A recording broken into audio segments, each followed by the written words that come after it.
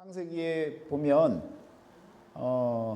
노아는 의인이라 당대의 완전한 자라 하고 이렇게 창세기 6장 9절에 노아를 의인이라고 당대 의인이라고 표현을 하고 있습니다. 그럼 노아는 정말 그렇겠구나. 하나님 말씀대로 살았고 또 방주를 지었고 그리고 물심판으로부터 구원까지 받았던 그런 인물이니까 그는 정말 의인이야 라고 생각할 수 있을 겁니다. 그런데 에스겔서 14장 14절에 보면요, 비록 노아, 다니엘, 욥 이 세 사람이 거기에 있을지라도 그들은 자기의 공의로 자기의 생명만 건지리라. 나 주 여호와의 말이니라. 하나님께서 뭐라고 얘기하셨냐면 노아가 의인 맞다. 그리고 다니엘과 욥도 의인이 맞다. 그런데 그들은 자신들의 공의를 통해서 자기 생명만을 건져낼 수 있는 그런 사람들일 뿐이다 라고 이렇게 하나님께서 에스겔 선지자를 통해서 말씀을 해주십니다. 자, 의인이라고 하는 표현이 있었고 노아라고 하는 그 당대 의인이 있었는데 하나님도 인정을 하신단 말이에요. 그런데 그 의인은 자기 의로 자기의 생명만을 구할 수 있었던 그런 의인이라는 거죠. 그러니까 아주 지극히 개인적인 의의 삶을 산 사람이었습니다. 신약으로 내려오면요, 누가복음 1장 6절에 보면 이 두 사람이라고 하면 사가랴와 엘리사벳을 가리킵니다. 이 부부가 하나님 앞에 의인이니 주의 모든 계명과 규례대로 흠이 없이 행하더라. 신약에 와서 조금 더 구체적으로 의인이 어떤 삶을 살았는지에 대한 언급을 해주고 있는데 이 사가랴와 엘리사벳이 하나님 앞에 의인이었는데 주의 모든 계명과 규례대로 흠이 없이 행했던, 그래서 의인이라고 이야기를 한다는 거예요. 사도행전 10장 22절에도요 백부장 고넬료가 나옵니다. 고넬료는 의인이요 하나님을 경외하는 사람이라.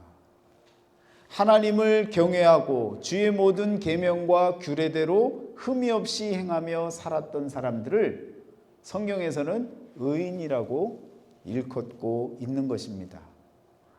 그런데 의인이라는 표현을 딱 이야기를 하면 번뜩 떠오르는 로마서 말씀이 생각이 나실 거예요. 의인은 없나니 하나도 없으며 라는 이 첫 구절이 로마서 3장 10절 말씀이 떠오르실 겁니다. 의인이 없대요. 하나도 없답니다.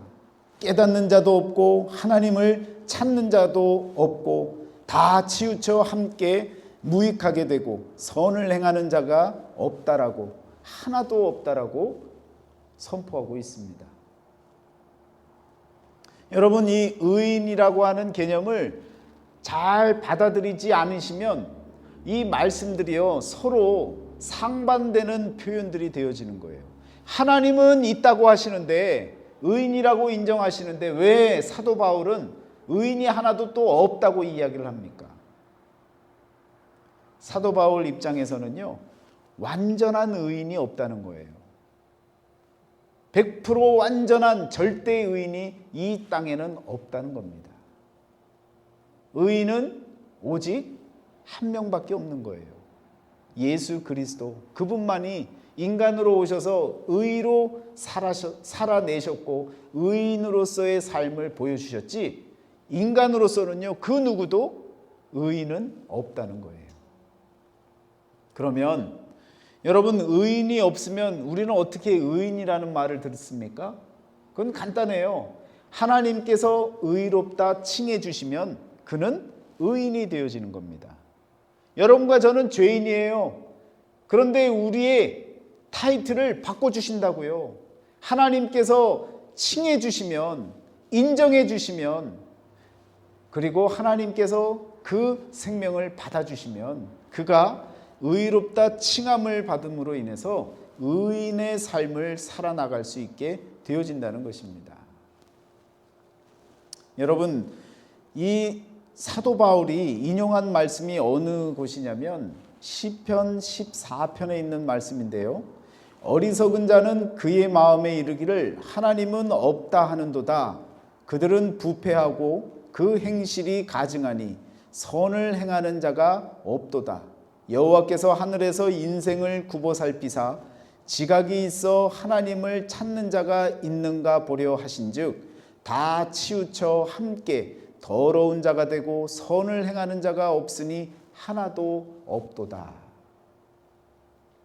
자, 사도 바울이 이야기했던 의인은 없나니 하나도 없으며 라고 시작하는 이 로마서 3장의 말씀이 시편 기자가 적어놓았던 그 말씀과 연결시켜 보니까 인용한 말씀, 똑같은 말씀이라는 거예요.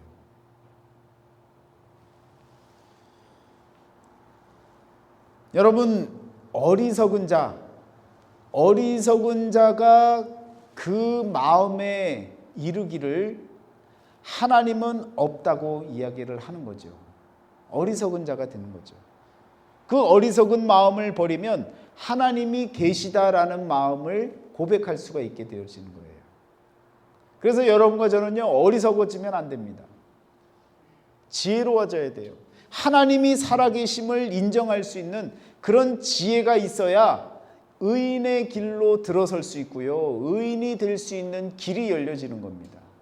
내 마음에 하나님이 없다라고 생각하는 그 자체, 나를 둘러싸고 내 환경을 또 내 모든 삶이 어그러지고 엉뚱해지고 고난의 연속으로 만들어질 때 하나님은 없어라고 이야기하는 그 표현 자체가 바로 어리석은 자의 표현이라는 겁니다. 그러면 의인의 길로 나아갈 수가 없다는 거예요. 바꿔 말하면요, 아무리 내 삶이 힘들어도요, 하나님 살아계심을 인정해야 되는 거예요. 그 고백이 내게 있어야 나는 의인으로서의 삶을 살 수 있는 그 길이 열려질 수 있다는 것입니다. 전도서 7장 20절에서도요, 선을 행하고 전혀 죄를 범하지 아니하는 의인은 세상에 없기 때문이로다. 그래서 의인이 없다는 말이 이해가 된다는 거예요. 죄를 범하지 아니할 의인이 있습니까? 우리는요, 마음으로도 죄를 짓고 매일매일 살잖아요. 저놈의 인간 저거 내가 어떻게 해? 마음으로 짓는 죄가 얼마나 많습니까? 앞에서는 웃고 있는데 속으로는 욕을 하잖아요. 네가 잘 되나 봐라. 별 이야기들, 별 욕을 다 하고 살지 않습니까? 전혀 죄를 범하지 아니하고 살 인간이 없다는 거예요.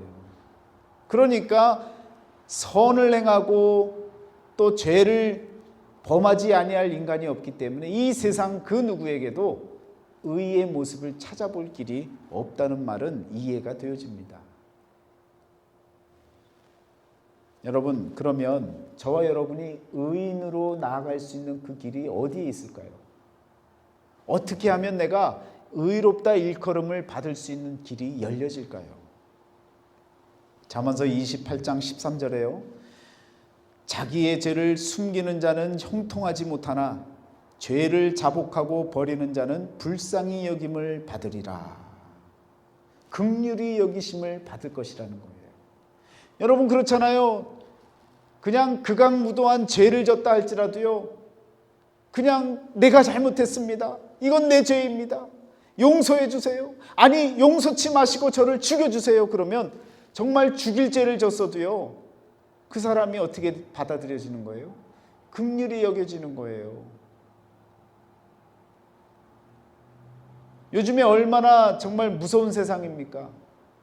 2살 난 아이를 집에다가 가둬두고 그냥 밖에 나가서 돌아다니고 일 다 보고 돌아오니까 아이가 굶주려서 죽었어요.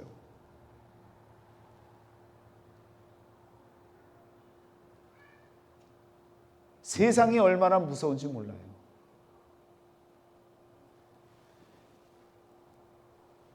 죄를 자복하고 버리는 자는 불쌍히 여김을 받으리라. 그런 죄를 짓는 사람들은요, 눈물도 안 흘려요. 더 독하게 보여요. 긍휼한 마음이 생겨날 수가 없을 정도로 아주 독한 인간들이에요. 자기의 죄를 인정치 못하고 자기의 죄를 버리지 못하면요, 긍휼함을 받을 수가 없는 거예요. 불쌍히 여김을 받을 수가 없는 거예요. 너희는 가서 내가 긍휼을 원하고 제사를 원하지 아니하노라 하신 뜻이 무엇인지 배우라. 나는 의인을 부르러 온 것이 아니요 죄인을 부르러 왔노라 하시니라.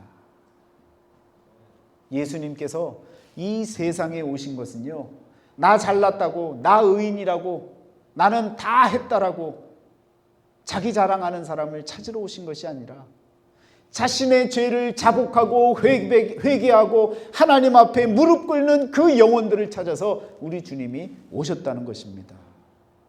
그런 자들에게 긍휼을 허락해 주시는 거예요. 내가 긍휼을 원하고 제사를 원하지 아니하노라 하는 이 뜻이 무엇인지를 배우라는 거예요. 제사는요, 누구나 드릴 수 있습니다. 그러나 긍휼을 원하는 것은요, 자신의 죄를 회개하고 자복하는 자만이 그 긍휼을 원할 수가 있는 것입니다. 누가복음 18장에 보면요, 세리는 멀리 서서 감히 눈을 들어 하늘을 쳐다보지도 못하고 다만 가슴을 치며 이르되 하나님이여 불쌍히 여기소서 나는 죄인이로소이다 하였느니라. 내가 너희에게 이르노니 이에 저 바리새인이 아니고 이 사람이 의롭다 하심을 받고 그의 집으로 내려갔느니라. 예수님이 오셔서 긍휼히 여기실 자를 찾고 있어요. 자신의 죄를 자복하고 회개하는 자를 찾고 계시는 거예요. 그에게 긍휼하심을 베풀어 주시고 그를 구원해 주시기를 원하시는 거예요. 목이 뻣뻣한 자가 아니라 고개를 숙이고 무릎을 꿇고 하나님 앞에 죄를 자복할 수 있는 그런 사람을 하나님이 의롭다 칭해 주신다는 거예요. 죄인인 저와 여러분들이 우리 주님의 긍휼하심을 받으려면요, 무릎 꿇어야 되는 거예요. 미국에 와서 보니까요, 이런 얘기를 해요. 저는요, 미국 생활 30년을 해갖고 이제는 무릎 꿇기가 힘듭니다. 저도 그렇더라고요. 20년도 채 안 됐는데 저도 무릎 꿇기가 힘들어요. 그러나 무릎을 꿇어야 되는 거예요. 그럼에도 불구하고 하나님 앞에 죄를 자복하려면요, 내 몸을 꺾어서라도 하나님께 엎드려져야 된다는 겁니다. 너무 편해진 거예요. 너무너무 쉬워진 거예요. 세상의 편리가, 편안함이 내 신앙을 꽁꽁 묶어버렸습니다. 움직이지도 못하게 묶어버렸어요. 하나님 앞에 죄를 자복하는데 여러분, 무릎 꿇고 안 꿇고 이거는 사실은 문제가 되어지지 않아요. 외향적인 모습으로 내 죄가 없어지네, 그대로 남아있네, 이렇게 되어질 일이 아니에요. 꼭 반드시 무릎을 꿇어야 된다, 안 된다, 이게 아니에요. 하나님 앞에 저와 여러분의 마음이 무릎을 꿇는 마음이 되어져야 된다는 거예요. 진실되게 하나님 앞에 내 죄를 자복하고 회개할 수 있어야 된다는 것입니다. 그러면 우리 주님께서 세리를 바라보시며 긍휼의 마음을 알려주시고 그리고 그를 의롭다 칭해 주시고 바리새인이 아니라 그 세리를 붙잡으시고 구원해 주신 그 의미를 깨닫는다면 긍휼 원하시고 그리고 제사를 원치 아니하시는 것이 무엇인지 배울 수 있다는 거예요. 백날 제사를 드려보세요. 아니, 백날 예배를 드려보세요. 회개하는 마음이 없고 돌이키는 마음이 없고 하나님 앞에 자복하는, 죄를 자복하는 마음이 없는데 하나님께서 의롭다 칭해 주시겠습니까? 절대로 그런 일이 없다는 거예요. 여러분, 이건 신앙의 공식입니다. 죄를 회개하고 자복하는 자는 긍휼함을 얻고요. 그리고 의롭다 칭함을 받고요. 구원을 받는 것입니다. 이 공식을 잊으시면 안 돼요.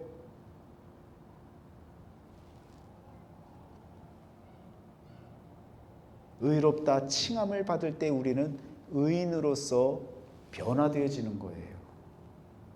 그런데 여러분, 하나님은 의인을 시험하신다는 거예요. 오늘 말씀에서 읽으셨잖아요. 예레미야가 하나님께서 권면하셔갖고 그 부르심에 합당하게 살려고 했더니 얻어지는 그 현실의 내용들은 뭐예요? 조롱과 치욕거리들이 넘쳐나는 거예요. 미치겠는 거예요. 하나님 믿는 일이 너무너무 힘든 거예요. 여러분, 예수 믿으면서 욕 먹어보셨어요? 아주 그냥 쌍욕을 한번 받아보셨어요? 바가지로 얻어보셨어요? 그때 기분이 어떠세요, 여러분? 너무 많이 받으면요, 어이가 없어서 웃음이 나와요. 그런데 그런 욕을 받아봐야 예레미야의 이 마음을 깨닫게 되어지는 거예요. 욕을 수없이 먹고 보니까 예레미야가 뭐라고 얘기합니까? 하나님, 내가 더 이상 하나님 증거하지 않겠습니다. 이제는 더 이상 하나님 선포하지 않겠습니다. 그런 마음이 생기는 거예요. 그런데 또 한편의 마음은 무슨 마음이에요? 너무너무 힘들고 어려워서 하나님 말씀을 증거하지 않겠다고 했는데 나의 마음이 불붙는 것 같아서 골수에 사무치니 답답하여 견딜 수 없나이다. 하나님 말씀을 또 선포하지 않으면요, 미치겠는 거예요. 또 하나님이 나를 부르셨고 나에게 명하셔서 내가 나가서 하나님 말씀을 증거해야 되는데 전하자니 치욕거리가 되어지고 조롱거리가 되어지고 안 전하자니 마음에 불일 듯 일어나는 그 마음, 하나님 주신 마음 때문에 답답해 죽겠는 거예요. 그런 갈등, 그런 고민이 여러분과 제 마음속에 있어야 된다고요. 예수 믿으니까 두 다리 쫙 뻗고 매일 편안하게 주무십니까? 하나님이 나를 지켜주시는 거야 하고 편안하게 잘 지내세요? 하나님을 믿는다는 것 그 자체로 예레미야의 마음과 같이 갈등의 연속인 거예요.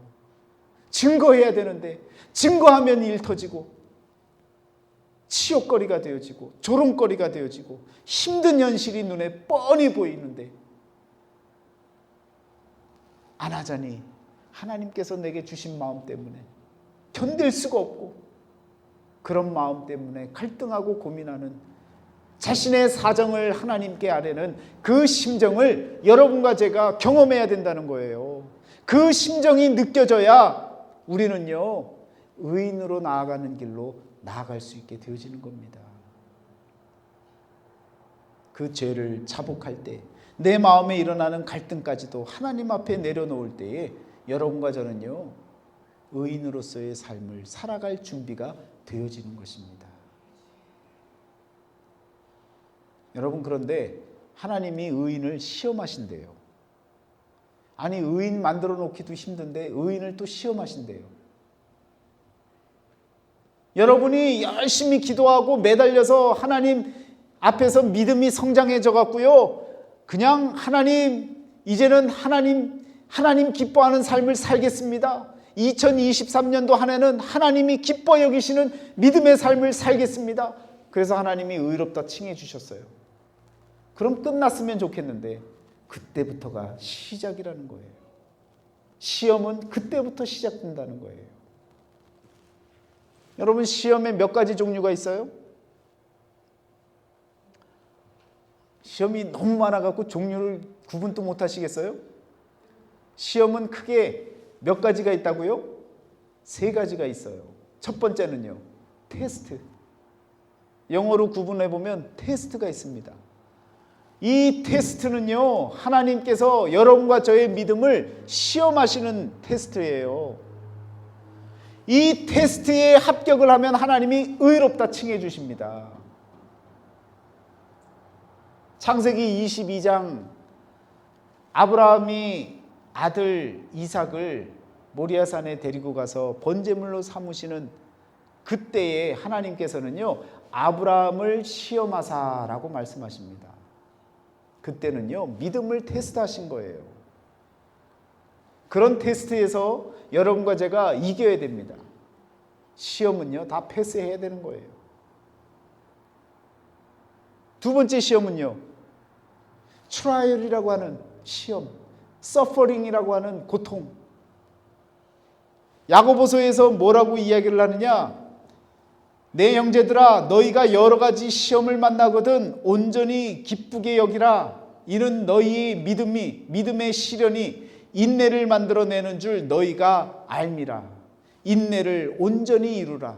이는 너희로 온전하고 구비하여 조금도 부족함이 없게 하려 함이라. 이건요, 하나님의 목적이 있으셔서 우리를 시험하시는 거예요. 우리를 인내하게 만드시고 또 구비시켜 주시고, 그래서 부족함이 없게 만드시려고 여러분과 저에게 서퍼링, 고통, 아픔을 주시는 그런 시험이 있다고요. 그건요, 여러분 묵묵히 이겨내는 거예요. 인내해내야 되는 거예요. 그러면 하나님의 계획과 또한 뜻이 무엇인지를 뒤늦게서야 알게 되어지는 거예요. 세 번째 시험은요, 템테이션이라고 하는 시험입니다. 이 시험은 어떤 시험이에요? 하나님이 주신 시험이 아니에요. 하나님은 두 가지 시험을 주셨어요. 테스트와 트라이얼이라고 하는 시험을 주셨는데, 우리 스스로가 만든 시험이 템테이션입니다. 사람이 시험을 받을 때에 내가 하나님께 시험을 받는다 하지 말지니, 하나님이 주신 시험이 아니라는 거예요. 하나님은 악에게 시험을 받지도 아니하시고 친히 아무도 시험하지 아니하시느니라. 오직 각 사람이 시험을 받는 것은 자기 욕심에 끌려 미혹됨이니. 여러분과 저의 욕심 때문에 얻어지는 시험거리가 있어요. 그 시험은요, 100% 집니다. 100% 무너지는 거예요. 욕심이 잉태한 즉 죄를 낳고 죄가 장성한 즉 사망을 낳느니라. 내 욕심에 의해서 만들어진 시험거리는요, 죄가 되어지는 거예요. 그리고 그 죄로 인해서 얻어지는 결과는 사망입니다. 성경에 나타난 시험거리 이 세 가지가 하나님이 주시는 두 가지 시험과 내 욕심으로 만들어지는 시험, 이 세 가지가 잘 구분되어져야 되는데요, 의인을 시험하신대요. 그러면 하나님이 시험하시는 것이니까 첫 번째로 빠져야 될 건 뭐예요? 세 번째 이야기했던 템테이션은 빠져야 되는 거죠. 그러면 의인을 시험하시는데 그 의인을 시험하셔서 뭘 하시려고 하는 거예요? 오늘 말씀해 보니까 의인을 시험하셔서 갈라내신다는 거예요. 의인을 갈라내신다는 말씀. 의인 중에서 악인을 갈라내신대요. 그러면 보세요. 의인을 시험하시는데 이미 의인이라고 알고 있는데 의인 중에 또 악인이 있다는 거예요. 말이 됩니까? 의인의 개념을 잘 아셔야 된다고요. 성경에서 말하는 의인은요, 1%짜리 의인도 있고요, 20%짜리 의인도 있고요, 70%, 80%, 아니 99%짜리 의인도 있고요, 완전한 의인은 100% 예수 그리스도 하나님밖에 없으시니까 빼고 나머지로 치면요, 퍼센테이지가 다 다른 의인들이 다 있는 거예요. 그러면 생각해 보세요. 여러분이 가슴에 손을 얹고 생각을 해보세요. 나는 몇 프로 같아요? 2%가 부족하세요? 그래서 98%입니까? 아니, 그건 너무 많이 썼어요. 한 80%예요? 여러분, 각자의 신앙에 의인으로서 하나님이 의롭다 칭해 주셨던 그 의인의 퍼센티지가 달라요. 그러면 누가 위험해요? 의롭다 칭해 주셨어요. 쉽게 얘기 들으면 여러분 오늘 이 자리에 온 것은요, 여러분 하나님의 뜻을 따라서 하나님을 향해 살기를 작정하고 이 자리로 나오신 거예요. 그러면 그 자체로 하나님은 저와 여러분들을 의롭다 칭해 주시는 거예요. 아멘. 한 사람만 하시네. 의롭다 칭해 준 것 같지 않아요? 하나님께서 저와 여러분들을 의롭다 칭해 주셨다고요. 하나님을 향해 나아가는 그 자체만으로도 벌써 1%, 2% 시작했은 그 자체만으로도요, 아니 50%까지 넘어버린 거예요. 그런데 여전히 저와 여러분들의 마음에는요, 악한 마음이 있어요. 그리고 우리는 죄인이에요. 그래서 여전히 의롭다 칭해 주셨지만 악한 일을 도모하기도 하고 악을 행하기도 하는 그런 죄인의 삶을 삽니다. 하나님께서 오늘 의인들 가운데 악인을 갈라내신다는 거예요. 그 얘기는 끝까지 하나님을 쫓아나가지 않고 꺾어져서 자기 욕심에 빠지는 그런 사람들을 구분해 내신다는 거예요. 마지막 추수 때에 다 자라났는데 보니까 추수할 열매가 있고 가라지가 있는 거예요. 그때에 타작마당에서 타작하실 때 다 뽑으셔서 알곡과 쭉정이를 갈라내시겠다는 거예요. 여러분, 이 의인의 개념을, 성경에 나와 있는 의인의 개념을 잘 이해하셔야 됩니다. 여러분과 저는 하나님을 향해 나아가고 있기 때문에 그 발걸음 한 걸음만 내딛어도요, 하나님은 저와 여러분들을 의롭다고 칭해 주시는 거예요.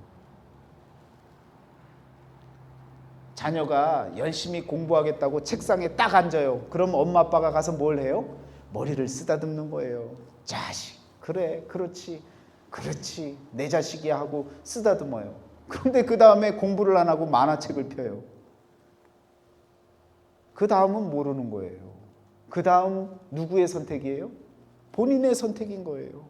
끊임없이 그 길로, 의로운 길로 나아가야 되는데 자꾸 자기 욕심에 따라서 자기 길로 자꾸 돌이키는 거예요.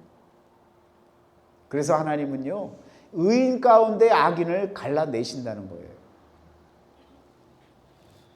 오늘 말씀 가운데 의인이 시험을 받는 이유가 바로 거기에 있습니다.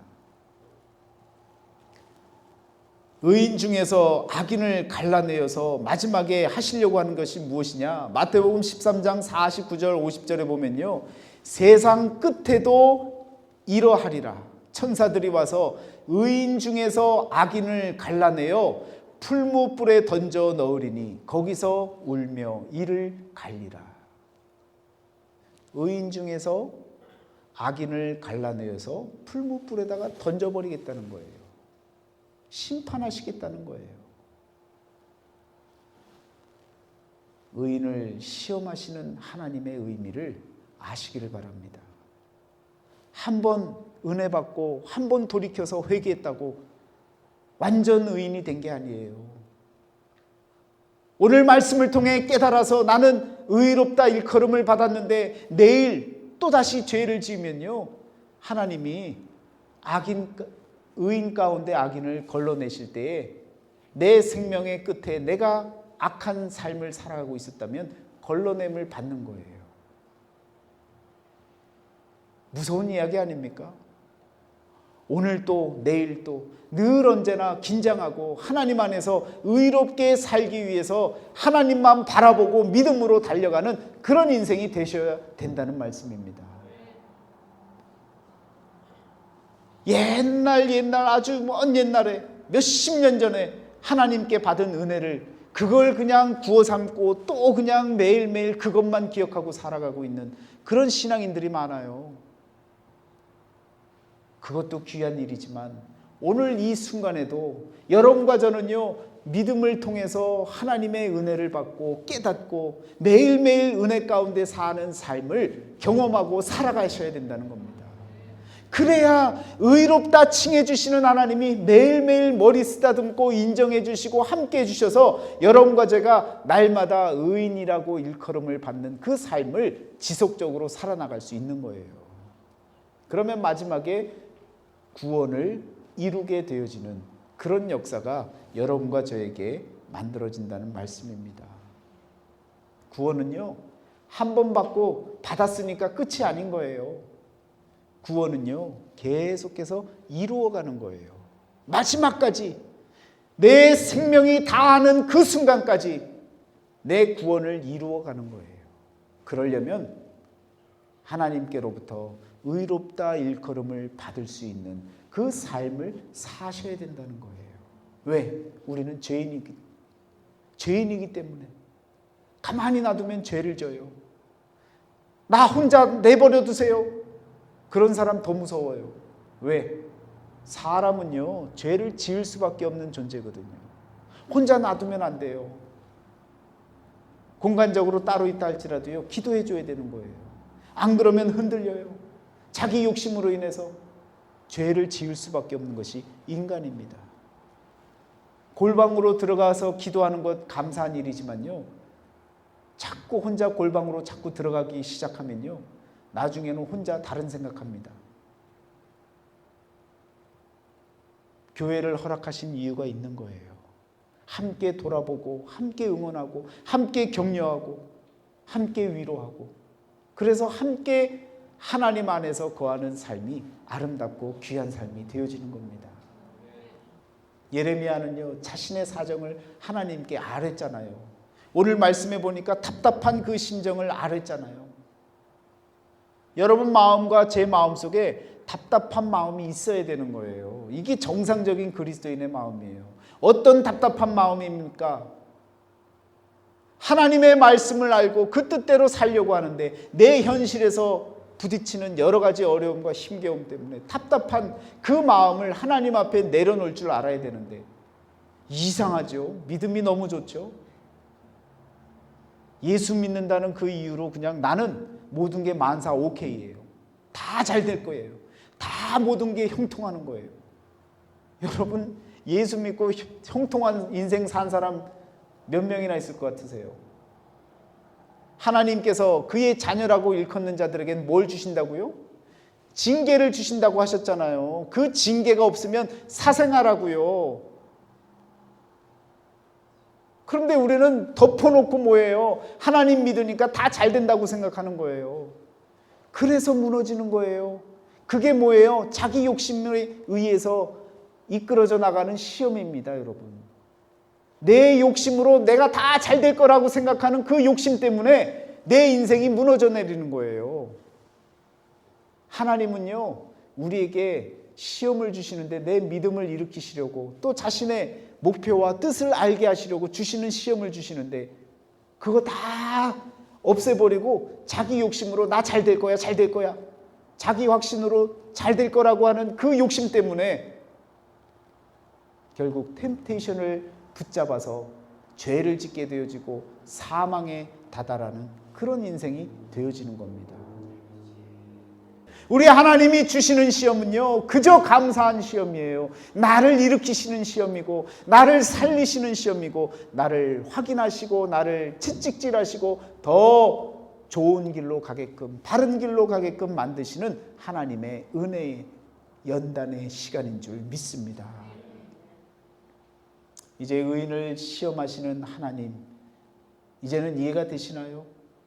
여러분과 저는 하나님께 나온, 하나님이 의롭다 일컬어 주시는 의인입니다. 그러나 여전히 죄된 마음을 갖고 있기에 조금이라도 십자가를 바라보지 않고 산다면, 말씀대로 살아나가지 않고 혼자 내 생각대로 내 계획대로 내 인생을 설계하고 펼쳐간다면 분명히 내 욕심 때문에 내가 무너지는 일이 생기고 죄를 짓고 사망에 다다라는 그런 끔찍한 결과를 얻게 되어줄 수밖에 없다는 것을 다시 한번 말씀을 통해 깨달으시고 기억하시고 말씀과 함께 살아나갈 수 있는 믿음의 삶이 다 되어지시기를 주의 이름으로 축원합니다. 여러분, 그러면서 예레미야가 오늘 말씀에 보니까 나를 조롱하고 나를 욕하고 나를 힘들게 하는 모든 사람들을 어떻게 한다 그래요? 하나님 내게 힘을 주세요. 내가 저 인간들 다 나가서 해결하게 힘을 주세요. 이렇게 얘기하지 않았어요. 하나님께 뭐라고 기도합니까? 하나님께서 해결해 달라고, 하나님의 방법대로 해결해 달라고 하나님께 맡겨버리는 거예요. 아무리 현실이 어렵고 힘들어도 하나님의 해결 방법을 찾고 그냥 놔두는 거예요. 내가 가서 죄를 짓는 게 아니에요. 하나님이 하나님의 방법대로 해결하시는 그 길을 택하는 거예요.